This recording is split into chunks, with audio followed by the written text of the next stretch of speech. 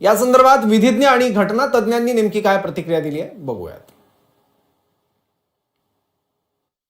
कायदा व सुव्यवस्थेला गंभीर आव्हान देऊ शकतात आणि चिथावणी देऊन आपल्या कार्यकर्त्यांना अशा प्रकारची कृत्य करण्यास ते भाग पाडण्याचं त्यांचं हे अप्रत्यक्षपणे इन्स्टिगेशन आहे असं माझं स्पष्ट आरोप आहे. ममता बॅनर्जींना कायद्यानुसार अधिकार आहे, जर त्यांना पराभव मान्य नाही त्याला ते न्यायालयात आव्हान देऊ शकतात.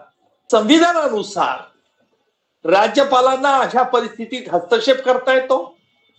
राज्यपाल त्यांना बडतर्फ करू शकतात आणि त्याउपरी त्यांची हट्टवादी भूमिका जर असेल तर मात्र त्यांना तिथे मंत्रालयात म्हणजे तिथे सेक्रेटरिएट मध्ये येण्यास देखील मज्जाव केला जाऊ शकतो. राज्यपाल संविधानानुसार निवडणुकीच्या माध्यमातून जे निवडून आलेले आहेत त्यांचं विशेष सत्र अधिवेशन बोलावू शकतात आणि त्याच्यात पार्टी लीडर निवडला जाऊ शकतो, तो मेजॉरिटी पार्टीचा असेल. ममता मॅडम ह्या पहिल्याच मुख्यमंत्री असाव्यात की ज्यांचं पदही गेलं, त्या निवडणुकी हरल्या, त्यांचा पक्ष हरला, पण त्या राजीनामा देणार नाही असं म्हणतात. आणि हा दावा त्यांचा संपूर्णपणे हास्यास्पद आहे.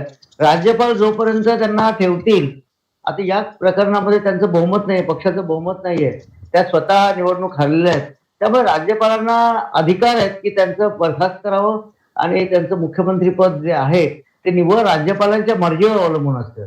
आणि राज्यपालांची मर्जी म्हणजे बहुमत जर नसेल एखाद्या पक्षाला तर राज्यपाल त्यांना आदेश करून बरखास्त करू शकतात. साधा प्रश्न आहे.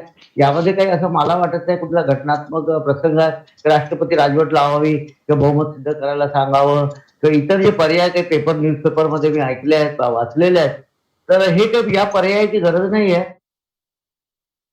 आजच्या पुरतं आहे, उद्याला प्रश्न येतच नाही. उद्याला घटनेप्रमाणे त्या विसर्जितच होता येते. ऑटोमॅटिक डिसोल्युशन असतं विधानसभेचं 7 तारखेला.